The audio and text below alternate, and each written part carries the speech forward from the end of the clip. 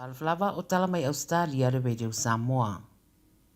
O le aso le aso whamanatu Remembrance Day I Ausetalia e whamanatu ai sui o ana vai ngā au na maririu I taua o vevesi ma ngā luenga mo le tausinga o le file mū.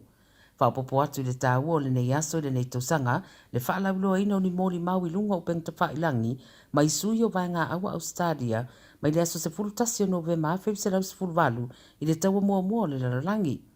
O le whare mātaanga mō taua Ausetalia le Australian War Memorial o lo iei kopi o diaries ma journals pa pefo I tusi sa tusi e fita fita ina ua mai ale taua mua le lalangi le sa whaia mo le whātau sanga.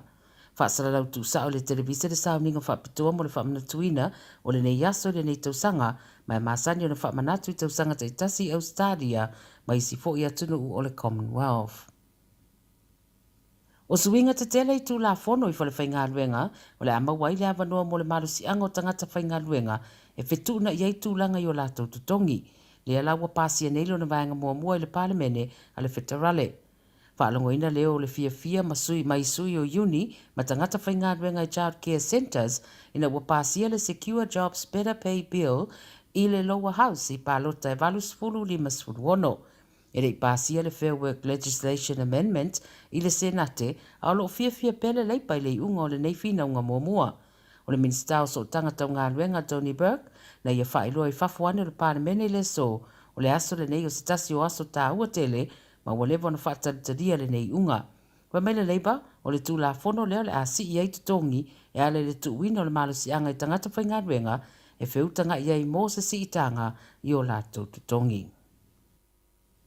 E lata le miliona tangata maututongi fale I New South Wales o le ama whaiona transfer pe whaase e mai le tupe o bonds mai le isi fale sa maututongi ai a anga I le isi fale fōu ma le ale ma whaiona avesea wha amarosia mai lātou mai fale o loo au mawai e au noma se mafo anga tatau. O le forasanga le ane leipa ua whaia a ulumana I le palo talua felusu tolu. O le teminei ua matua I mau o lunga le tau o fale maututongi I sini ma o le whaatupula ia lao le tau o fale I vaenga mautua o Ausetalia e peona mai tauinai o le au whai o ngā tutonu o fale maututongi New South Wales e amata mai le tolu se lau warisfuluono a nga I le whase lau lua se fulu tala I le vaiaso I le vale o le lua se fuluono ma le lua feluasfutasi.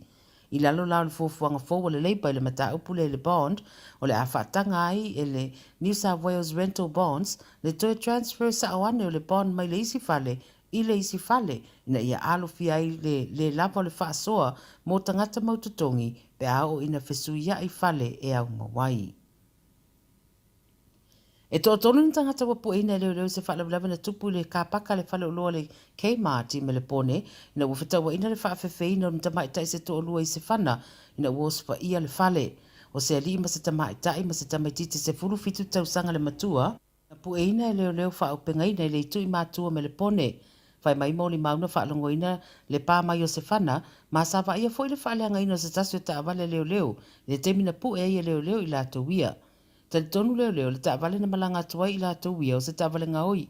Ma ina ua ulu whale I lātou ia I le whale saos wha ia no lātou wha matau se tamai ta e luas fulua tausanga ma sosala ese ai ma le kia le taawale a lea a inga. Whetau I ma le fwoi mai le whale o le isi tamai ta e no fwoi le no fuanga tausu wale tausanga ma o lātou whesanga iai ma le ausol tū la fono, tau ma whai e ngā ui le ta vale. Wha ma tau fo ila le vaenga lea sia tamai ta I le whana, ma so sola e se ai le ta vale. Wa mau e leo, ma lo whenga I nei ma suenga. Ma le talamani muli wa nofo sauni le toa tere mo le taalonga o pito tāua mo le toa Samoa, ina lātou whina wai le po lalulangi le lakapiliki le nei tausanga, ai le ngata fo ia Samoa e whape fo I le tunu o lo tari malo I le wha moe. O ene langi leo le ato e whitau I ma le toa I le taalonga le semi-finals I le po a tai au po le tai au fo I le sao mua. O le poti le so I lunga o pengta whailangi, waangi ngai se whamatalanga mai le whaiaonga le awa ene langi Sean Wayne, e whapeola na au o underdogs ia Samoa pe afu e le toa tele o tamata alo Samoa na awai le sairinga sempinyo le NRL. O le semi-finals mua la whitau iei Ausetalia ma New Zealand Leeds, ma le semi ilona lua o ene langi ma Samoa e whaia ilona tona. O le au la Samoa, Manu Brown, Stephen Crichton, Chanel Harris Tavita, Royce Hunt, Oregon Taufusi, Tim Lafai, Spencer Leniu, Jerome Luai, Taylor May, Anthony Milford, Josh Papali'i, Junior Paulo le kapteni, Lingi Sao, Ken Sio, o Jaden Sua, Joseph Suali, Martin Taupau, Brian To'o, ma Keau Matuilangi. Ia talsia ia le alufai vo tamawhana wa Samoa, ma ia manuia fo i lau tapo inga, whairoa i fo i le vai asofou, soifua.